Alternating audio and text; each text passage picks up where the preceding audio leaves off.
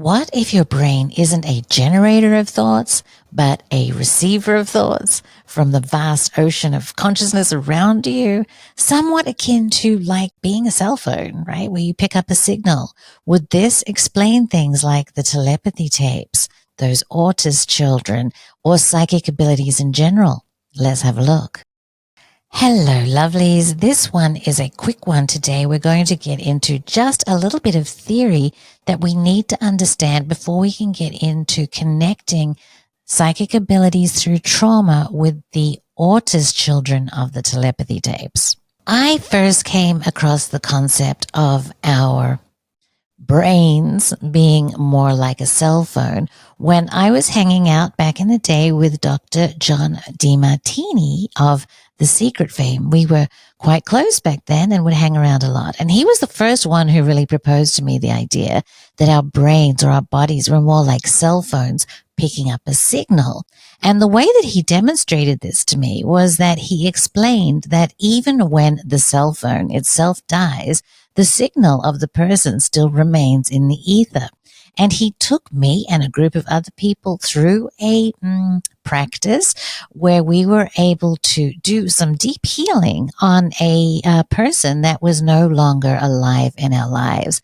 And the thing that was most amazing about that experience, the breakthrough experience, he calls it, is that at the end of that practice, we had a great epiphany and we were able to pick somebody in the room and actually speak to that person that was no longer alive through the cell phone of that other person.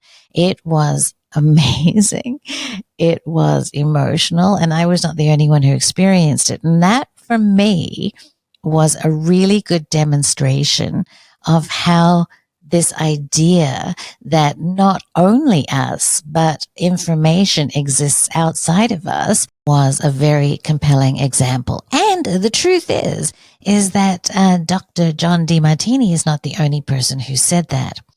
There has been a lot of interest of late in the CIA Stargate document that talks about remote viewing.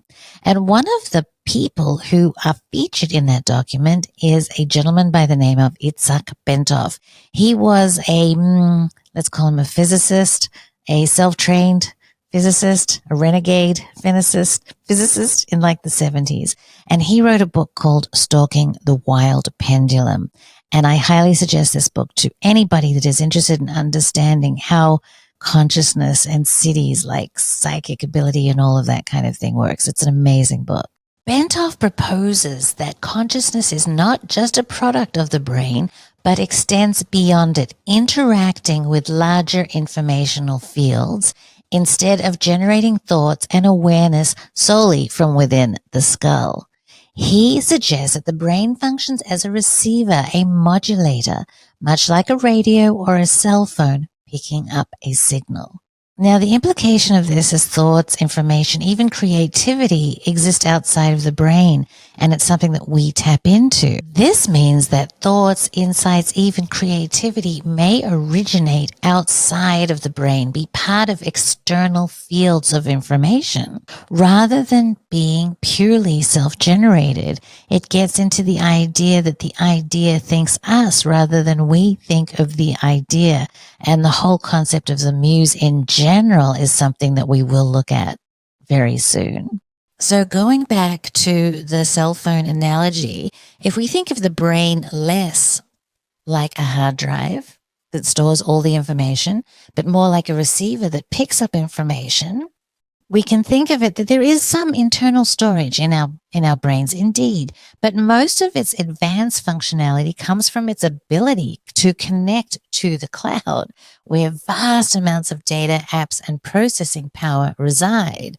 However, if the connection is weak, if there's a poor signal or low bandwidth, accessing information is slow and glitchy, even impossible, as I found out often in Thailand. But if the connection is strong, high speed, stable signal, data flows seamlessly, downloads are instant, and video streams in high definition come in without any problem at all, okay?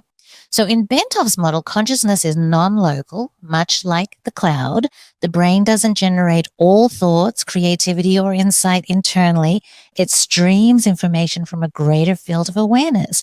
And the better the signal strength, the more expansive and refined our perceptions become. Now, he has a graph in the book that kind of explains like how the greater our signal strength is, the more information we're able to obtain.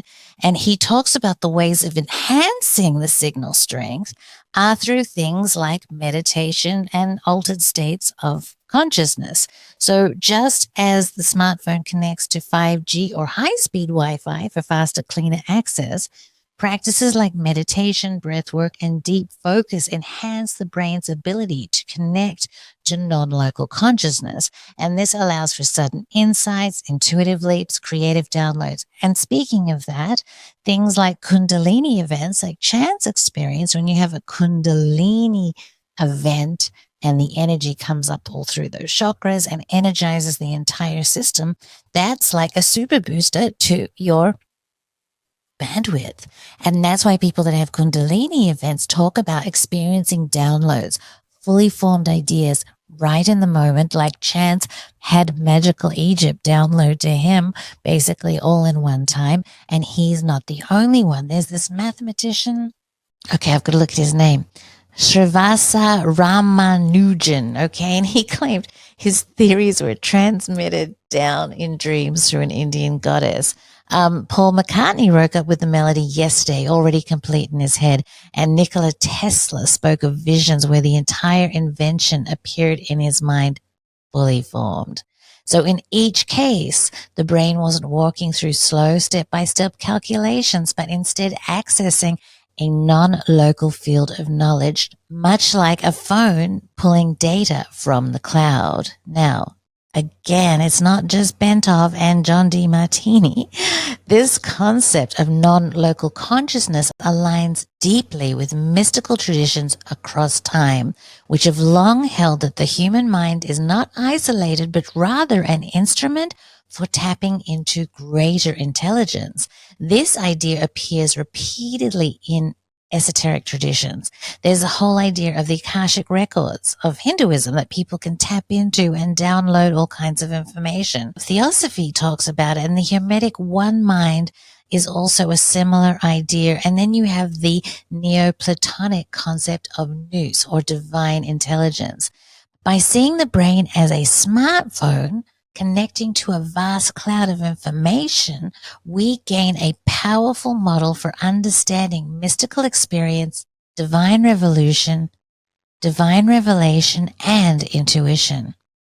Now, one of the things that's interesting about Bentov's work is that he suggests that altered perceptions, or things like psychic abilities or telepathy, can be induced deliberately. He suggests that practices like meditation with rhythmic oscillations, drumming or binaural beats, or controlled sensory deprivation, things like float tanks and breath work, or energy work like Qigong, Kundalini, and biofield tuning could effectively adjust our range of perceptions upward to a higher state of sensory awareness. And so in this case, we're talking about these abilities, these psychic abilities, not coming from a result of trauma, but from actively practicing to move our consciousness up the scale, if you will. So in Bentov's model, the role of meditation and altered states acts as a signal boost. Bentov emphasized that resonance and coherence in the brain improves its ability to access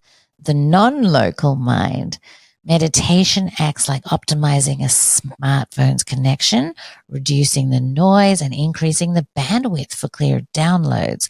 Psychedelics and fasting and ecstatic states have long been used by shamans, mystics, and sages to increase connection to these larger fields of consciousness.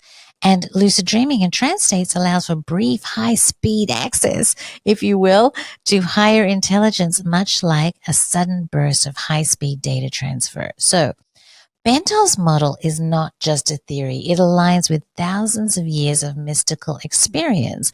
From shamanic spirit world to modern near-death experiences, many individuals have reported contact with knowledge that feels external yet intimately familiar, as if they were briefly plugged into the cosmic cloud of consciousness. The perspective challenges the materialist view that the brain generates thought, okay? And instead suggests that higher awareness, genius, intuition, and creativity can be streamed into the mind, not unlike a smartphone. If true, then our ability to expand our consciousness is not limited by a biology. It is limited by how well we tune our personal receiver. And this, I believe, is where the autistic children come in. Their receivers have been tweaked a little bit. Oh, so the homework, Stalking the Wild Pendulum. It's a fantastic book. Get it, read it, look at the graph, understand it. It'll even make sense of how animals seem to be smarter under Itzhak Bentov's model. So more soon, lovelies. Are you ready to awaken the wisdom within? Step into Women of Wisdom, a month-long gathering of magical minds, mystical arts, and transformative teachings. This isn't just learning, it's a return to the wisdom that has always been yours. Step inside and explore the art of ritual and magic. Unlock the alchemy of sacred sexuality, where the body becomes a temple of transformation. Shed old identities, awaken your power, and step fully into who you are meant to be. This isn't just a collection of lectures, it's an initiation. Step beyond the threshold. Join us, Women of Wisdom, happening this April. Sign up now.